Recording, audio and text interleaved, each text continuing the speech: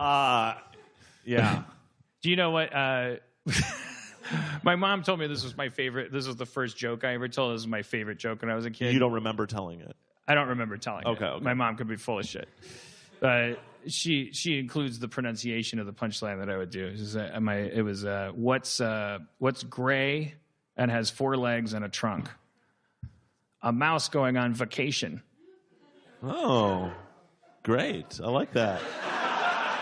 It seems a little very sophisticated joke. I believe that you told it. I don't know. It seems like I feel like that confusing with Spalding. I was Spalding Gray, but then we're in a gray barrel. Okay. I feel like that joke qualifies as child abuse. Because the child is abusing it's the joke audience. Munchausen. She's projecting. Yes. She's projecting her need to tell jokes onto you, which in the end served you. Yeah. No, it's like I'm good in that story, but I kind of don't believe it any more than a lot of stuff. Is your mom still alive? Yes. Does she?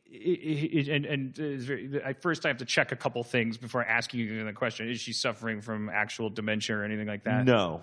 So is your mom, who's not suffering from dementia but is just your mom's age, is she starting to make shit up and redact and revise like memories that you were pretty confident were like part of your canon, and then like you're an adult and you're visiting and you're like, yeah, it's like that time that soup got spilled or Uncle Dave did this, and my mom will just go like, the fuck are you talking about? Uncle Dave was a war hero. He never spilled soup in his leg. You know, it's like, what the fuck? What is that? Are you gaslighting me? Like, what? Are you crazy? Like, who is crazy? My mom, like, I don't know what she's doing. It feels like 36 Hours with James Garner. Maybe like, so, do I have the plans to D-Day and I don't know it? And like, my mom's, you'll look it up. Yeah.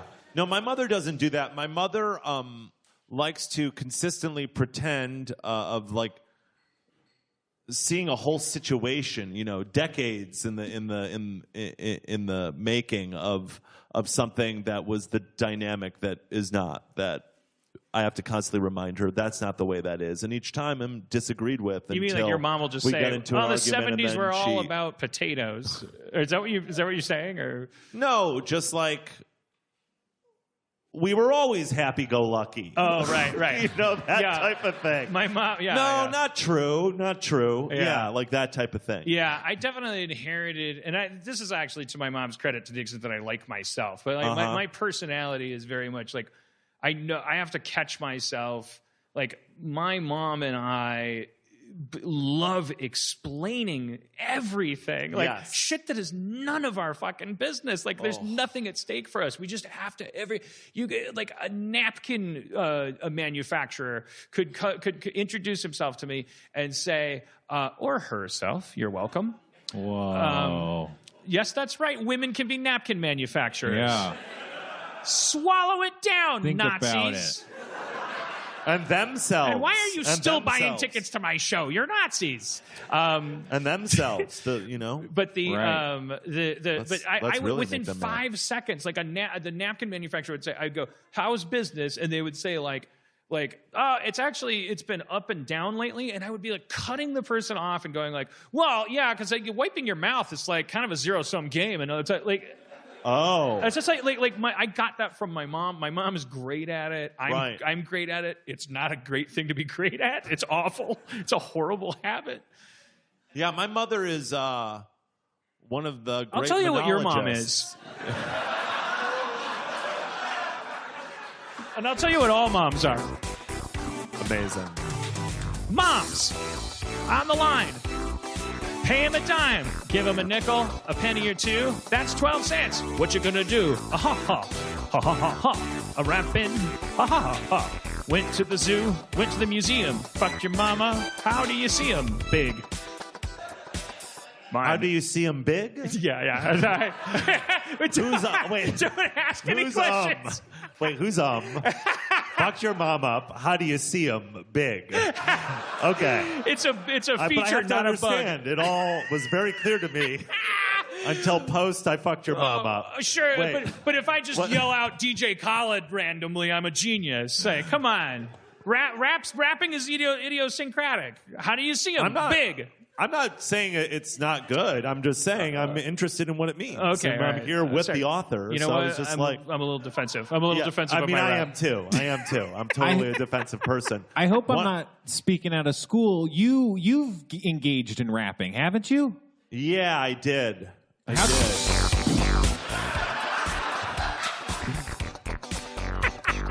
Yeah, I didn't. yeah, I yeah. did not mean that. When you're in your 20s and you think you wait, hold on. I'm not a good freestyler. Look, I did this thing called Cracked Out for quite a while. That was like me and John Daly. That was our thing. What was it? I'm not familiar with it. Oh, it was. It wasn't improv though. It was like no, it was scripted. I mean, it was like very, very. It was problematic. I would not do it again. Was it was very. Was it very was it a show, and a blog, short-sighted and nearsighted? Yeah, we would do these rapper characters named Cracked Out and Rapzilla, and would perform pretty like misogynist songs, because our whole like justification for it was that we loved hip hop and we were sick of people like doing white comedians doing rappers and like just playing on the like cliche tropes. Like, let's create two characters who really embody the flaws of like co-opting this music and this culture, and then.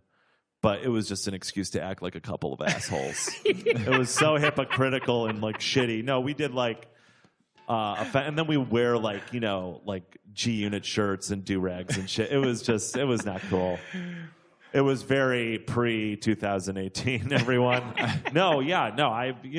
I kind of want to feel like we should hear you guys both freestyle right now. Like we would be terrible. We were not like, it was not great. We tried to rap as Zach, you got a beat for us? Rhyme as well as we could. Oh, both of us rhyme. Yeah, right? he's saying you and me. Okay. He didn't hear you explaining. I think he did. I think he just did not care. Yeah, I mean, well, Jeff, it's so it also like it's lame, to do. No, we were just doing that, and then that was like what we were known for, and we were like, we should stop this, not because it was ignorant in any way. Yeah, because it was comedically like, well, did you cross the people threshold? and it was of course like white people loved it. Is there anybody here in the crowd that feels like they're a good freestyler? Like they can come up and throw it down? Oh shit! We got one confident yes. Just one. Who's that? Oh no! And a confident yes seated next to someone. I'm also not against white rappers. I'm not saying white rapper is like a stealing woman the culture. A woman next to me. No, it's definitely fraught. I felt like is it my perception or the person that very quickly went was sitting next to the date who then went no. Yeah. I have to. These people don't have to get in a car with you after this. I would love that. Is there a gal here tonight? Is there a woman that can freestyle? No. What? No, I thought your theory was right, where she went no, she was dissing him from the perspective of someone who could really rap and knew the true extent of his rapping capabilities, and was casually slagging him off. Yeah. Well, that's a fair assessment. That may well be the case. If that's the case, they both have to come up here and rap. Yeah. All right. You're like my Jiminy sobriety cricket. I can't. Halfway through the show, I'm so drunk that when Jeff throws me for a loop, I don't even know how to articulate it faster than you can. Barely. I'm just figuring it out. I was just fantasizing that there would be a woman out of the crowd that wants to come up and freestyle rap with that would be great. Don't get me wrong. Yeah, it would be as good as if a guy or anybody. But I think it would be better. But all of it might be bad. We don't know. Anyway.